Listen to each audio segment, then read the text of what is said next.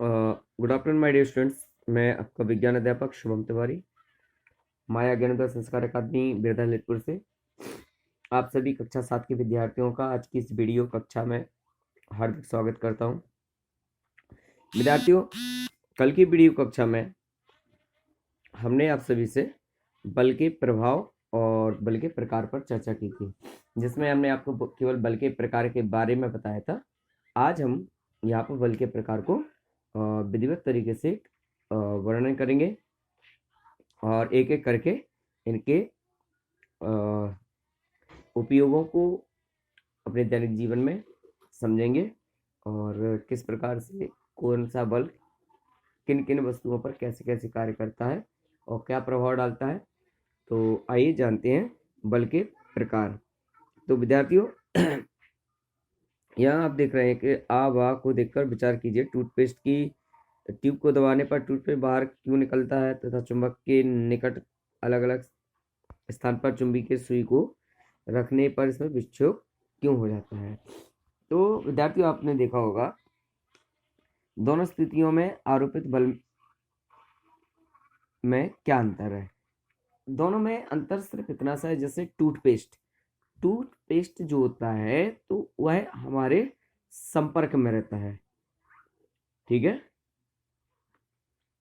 कहाँ रहता है, संपर्क में। यानी जब हम उसे हाथ से प्रेस करेंगे तो टूथपेस्ट और हाथ के बीच में संबंध स्थापित होता है। तो संपर्क होने के कारण से वो टूथपेस्ट को जब हम पीछे से प्रेस करते हैं तो उसमें रखा हुआ टूथपेस्ट बाहर की ओर निकलता है, जबकि चुंबकीय सुई की जो आप यहाँ पर देख रहे हैं चित्र में, तो चुंबकीय सुई का विक्षोभ चुंबक जिस प्रकार से घूमेगी उसी प्रकार से उसका विक्षोभ होगा, या जितने में चुंबक का प्रभाव होगा उतने एरिया में चुंबकीय सुई अपने आप में, चुंबकीय सुई की जो स्थिति है वो परिवर्तित हो जाएगी। क्यों? क्योंकि चुंबक का क्या, चुंबक से चुंबकीय सुई से कोई संपर्क है क्या, एक दूसरे से जुड़ाव है? नहीं है। तो अर्थात क्या कहने का तात्पर्य है कि इसमें संपर्क है, इसमें संपर्क नहीं है। तो जब किसी वस्तु पर लगने वाला बल और वस्तु में एक दूसरे में संपर्क होता है तो इस स्थिति को हम संपर्क बल कहते हैं, और जिसमें संपर्क ना हो वह वस्तु पर लगने वाला जो बल होता है वो असंपर्क बल कहलाता है। तो संपर्क और असंपर्क बल, प्रथम रूप में तो बल को दो भागों में विभाजित किया गया है। अब संपर्क बल में भी कई बल होते हैं, जैसे कि पेशीय बल, घर्षण बल और विद्युतीय बल। ये आपके संपर्क बल के उदाहरण होते हैं। तो क्यों? इनमें वस्तुओं में और वस्तुओं पर आरोपित जो बल है वो उसमें संपर्क करता है। पेशीय बल का अर्थ क्या है? मांसपेशियों के द्वारा, शरीर के द्वारा लगाया गया बल। अब जब आप शरीर से कोई काम करेंगे, किसी वस्तु पर बल आरोपित करेंगे तो आपकी बॉडी के जो पार्ट्स है वो वस्तु से टच होगा। जैसे कि ये हमारे पास पुस्तकें रखी हैं, अब हम इन्हें विस्थापित कर रहे हैं तो हम इनमें हाथ से पकड़ के हमने उठा के यहाँ रख लिया, यहाँ रख दिया, यहाँ रख दिया, यहाँ रख दिया। तो इस प्रकार की क्रिया करने में हमें कुछ ना कुछ बल तो लगाना पड़ा ना। तो किताबों का और हमारे हाथ का संपर्क रहा। तो विद्यार्थियों, इस प्रकार से जो पेशीय बल होते हैं वो संपर्क बल के ही रूप से प्रकार होते हैं। तो पेशीय बल क्या है? हमने जाना कि जब किसी वस्तु पर मांसपेशियों के द्वारा बल आरोपित किया जाता है तो उस वस्तु में उत्पन्न जो खिंचाव है, जो बल है, वह हमारा पेशीय बल कहलाता है, ठीक है।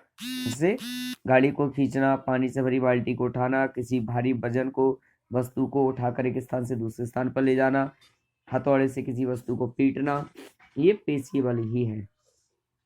इसके बाद घर्षण बल। तो घर्षण बल भी हमने बताया था आपको कि दो पृष्ठ, दो वस्तुओं के सतह के मध्य उत्पन्न होता है। तो दो सतह के मध्य उत्पन्न, जब वस्तु के बीच में कोई बल उत्पन्न हो रहा है एक दूसरे के कारण से, तो एक दूसरे से संपर्क में है ना। जैसे कि मोटर वाहनों के टायर और सड़क के मध्य उत्पन्न होने वाला बल। तो टायर और सड़क आपस में संपर्क में रहती है ना, एक दूसरे से रिलेटेड रहते हैं, संबंधित रहते हैं। तो इस प्रकार का बल घर्षण बल कहलाता है। तो घर्षण बल भी संपर्क बल का एक उदाहरण है। तो घर्षण बल क्या कहलाता है? जब हम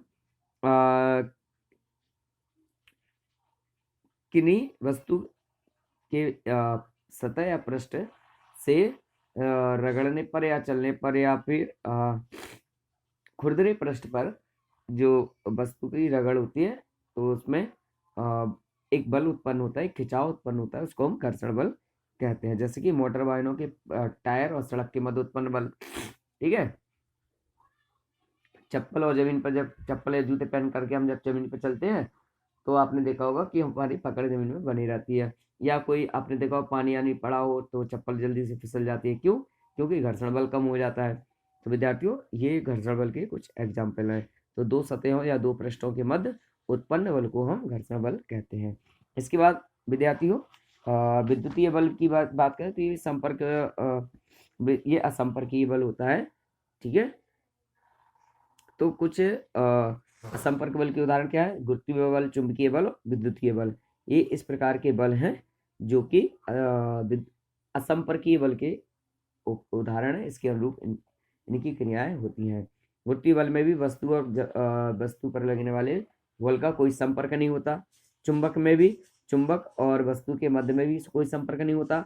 विद्युतीय बल में भी वस्तु और वस्तु के द्वारा किसी अन्य वस्तु के द्वारा लगाए गए बल का कोई संपर्क नहीं होता। तो इसके बारे में चर्चा कल करेंगे। तब तक के लिए आप सभी को धन्यवाद, शुभकामनाएं, बहुत बहुत शुक्रिया।